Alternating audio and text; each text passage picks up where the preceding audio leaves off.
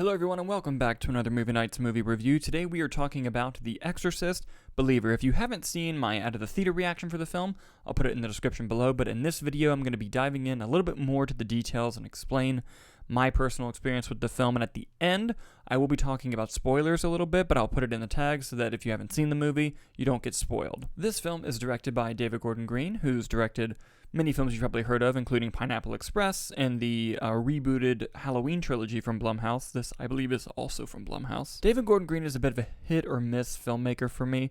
I really enjoyed Pineapple Express. I really enjoyed the first Halloween film that he did. The other two didn't quite work for me, and unfortunately this film doesn't work for me either. But that's not to say that there's nothing good about the film. There are good things in it, just overall didn't quite get there. First off the bat, Leslie Odom Jr. is fantastic in the movie. He gives a great performance, and it's no surprise he's an incredible actor. The two young actresses who get possessed in the film also did a good job, Lidya, Jewett, and Olivia O'Neill. And as you know from the trailer, Ellen Burstyn's character from the original Exorcist film does return in this film, and I thought she gave a good performance as well.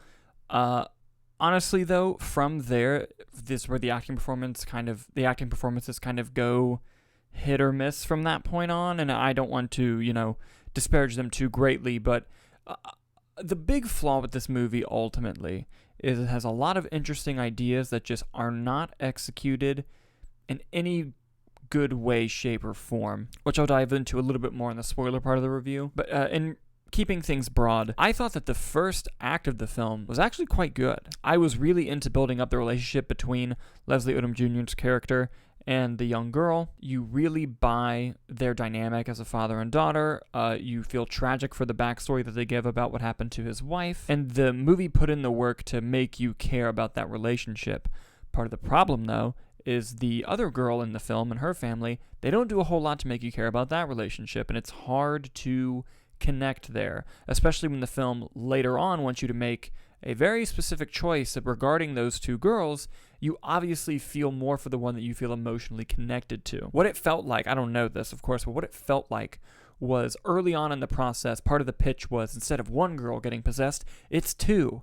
And instead of adjusting a script to completely satisfy that need, it just felt like, let's do the work for one of them and then kind of throw the other one in there as well. Felt very Slipknot and Suicide Squad, if you will. Once Ellen Burstyn's character comes into the movie, they attempted something. They attempted to subvert expectations with how the character was going to be involved, and it didn't quite work for me. And part of that is because the decision they make, which I won't spoil it right now, the decision they make makes the return seem a bit pointless, and it also really threw off the pacing of the movie. The second and third act of this movie are paced terribly, to the point where you really did not know nor care where the film was going or why. It wasn't out of intrigue, it was out of just what are they doing now? You know what I mean? Before I move on to the spoiler section part of the review, I just want to say, overall, while there were things I enjoyed about the film, and it does have some good ideas, it doesn't fully flesh them out, and I feel like in the end, it felt like being an Exorcist movie for the sake of trying to be one instead of actually doing something creative and scary. It just kind of made something that exists. Now I want to dive into a couple spoilers about the movie just because it'll help kind of orchestrate what I mean and the things I mentioned earlier. And when I mentioned that the film has good ideas and it just doesn't execute them well, here are a few of those ideas that I enjoyed but were just baffled as to how they let those events play out.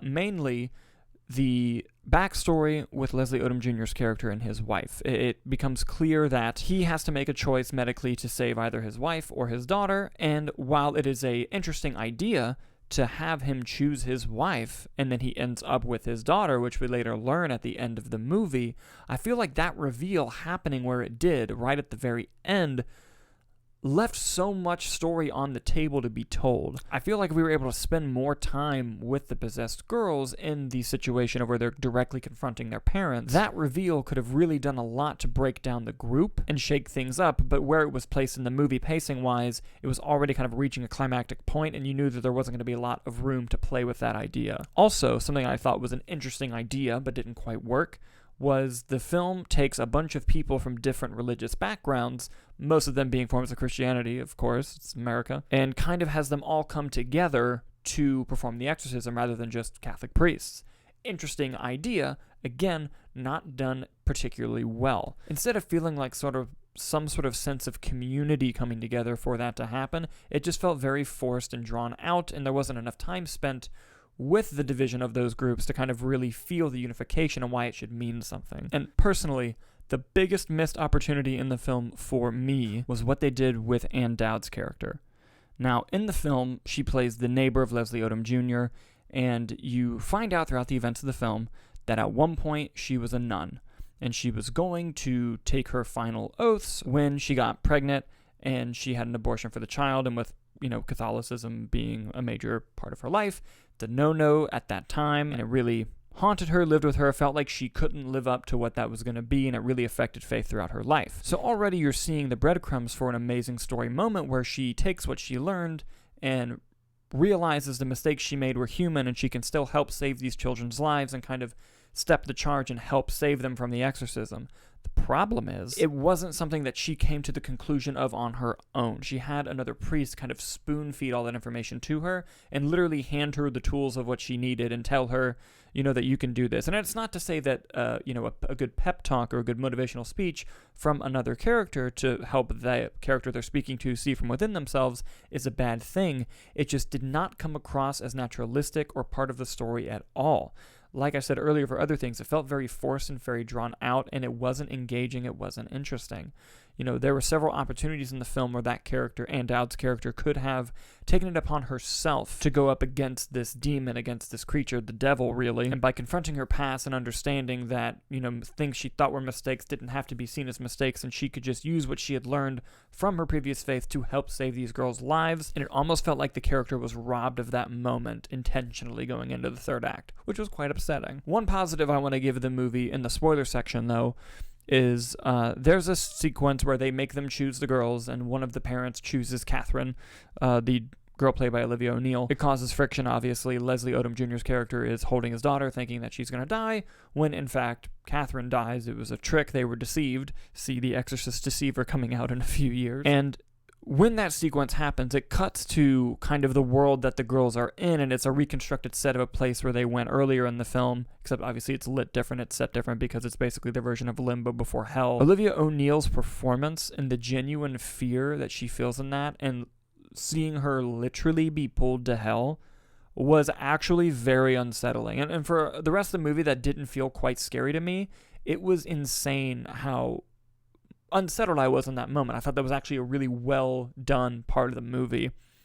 Oh, and I almost forgot to mention Ellen Burstyn's character and why it felt like a waste.